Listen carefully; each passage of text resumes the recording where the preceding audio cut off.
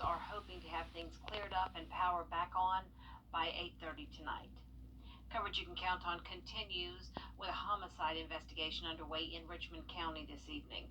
Earlier today, the sheriff's office responded to a home on Hillwood Lane, where they found a woman dead inside. We don't have many details on the situation, but we do know one suspect has been taken into custody. We'll keep you updated on the situation as we learn more. One person is dead after an accident this morning on I-520. It happened around 6:30 near the Doug Bernard Parkway exit. 26-year-old Richard Flincham was driving alone when his car went off the road. He was partially thrown out of the car before landing upside down in some water. Flincham was not wearing a seatbelt at the time. The Georgia Department of Labor, the East Augusta, Washington Road, and Augusta Mall routes. Law enforcement is warning the public about phone scams. People have been scammed out of more than $1 million in Richmond County alone. Investigators say the calls can seem realistic if you don't know what signs to look for. Here's News Channel 6's Chloe SALSAMEDA. People in Richmond County, Aiken, and North Augusta are getting calls from people claiming to be police officers. They're being told they need to immediately give them money to pay for tickets or arrest warrants. But once they hand that money over, they never see it again. It starts with a phone call. And in just a few minutes, someone you don't know can have your personal information. People throughout the CSRA are getting calls from scammers demanding money to pay for court fees and arrest warrants. They tell you to pay them with gift cards or green dot cards. No law enforcement agency takes green dot cards. If anybody calls you and tells you that you have a warrant or your grandson's been arrested, pay us in green dot, hang up the phone. It is a scam. Investigators say law enforcement will never ask you to pay for anything over the phone. And a big sign that a scammer has contacted you is if they ask you to pay with a gift card or some type of cryptocurrency.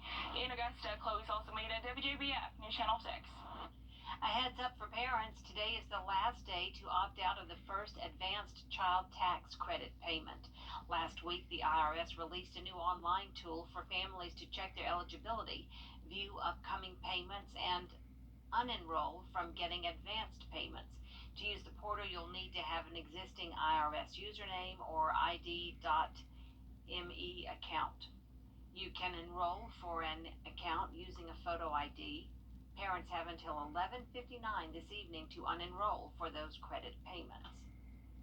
And another note for parents, the Augusta Fire Department and Department of Public Health are teaming up to make sure car seats are installed correctly. Today, parents got a chance to stop by the fire department and have certified techs check their car seats and help install them properly. The goal was to make sure kids are as safe as possible. We see a lot of traffic accidents. Our firefighters respond to a lot of traffic accidents here in Augusta, so having kids in properly installed car seats is an important thing because it reduces their injury risk. If you missed the event today, you can contact the Augusta Fire Department or the Department of Health to see if they have techs available to inspect your car seat. South Carolina health officials are offering free testing for HIV and sexually transmitted diseases. Health departments across the state are offering the free testing tomorrow. The Department of Health and Environmental Control is recommending making an appointment. State health officials also say adults can also order up to 2 free kits to test themselves at home together. TakeMeHome.org. We have more information on our website, Wjbf.com. The 4th of July is a holiday for sun, fun, and fireworks, but experts say if you're not careful, you could end up in the hospital. A problem made even worse by the current blood shortage. News Channel 6's Mary Calkins reports. Call volume at the JMS Burn Center doubles during the 4th of July weekend from accidents related to fireworks and grilling. So we commonly see these injuries associated with alcohol, whether that be fireworks or grilling. So be sure that you have a sober shooter. Kraft Kaufman says 4th of July burns are most common on the face and hands. Typically people will light a firework and it doesn't go off, so they reignite it and it goes off in their hand. Or the firework will clearly say, don't hold in your hand, and people will hold them and they will explode in their hands. The American Burn Association recommends you seek medical attention if you have any burns to the hands or face.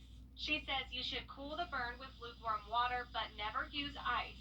A burn injury, especially if it's catastrophic, may require multiple units of blood. Luckily, during the 4th of July, most of the injuries are smaller burns, but not always. But unfortunately for those burned badly and in need of a blood transfusion, we're in a nationwide blood shortage. So we do need products to meet that need. Plasma and blood donations are really important for anybody who has suffered from burns. Shepherd Blood Center supplies blood to 23 hospitals, many of which are here in Augusta. And one blood donation saves up to 3 local lives. If everybody would make it a goal to donate blood about 3 times a year, we would not have the type of shortage that we're having right now. For information on how and where to donate blood, head to this story on Wjbf.com. In Augusta, Mary Calkins, WJBF News Channel 6.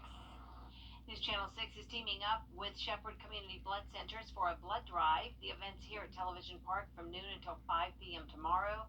The Shepherd Blood Mobile will be outside our building on Augusta West Parkway to accept donations. You must have your donor ID or photo ID, weigh at least 110 pounds, and be at least 17 years old. Typically, blood supplies run low during the summer. Coming up, lawmakers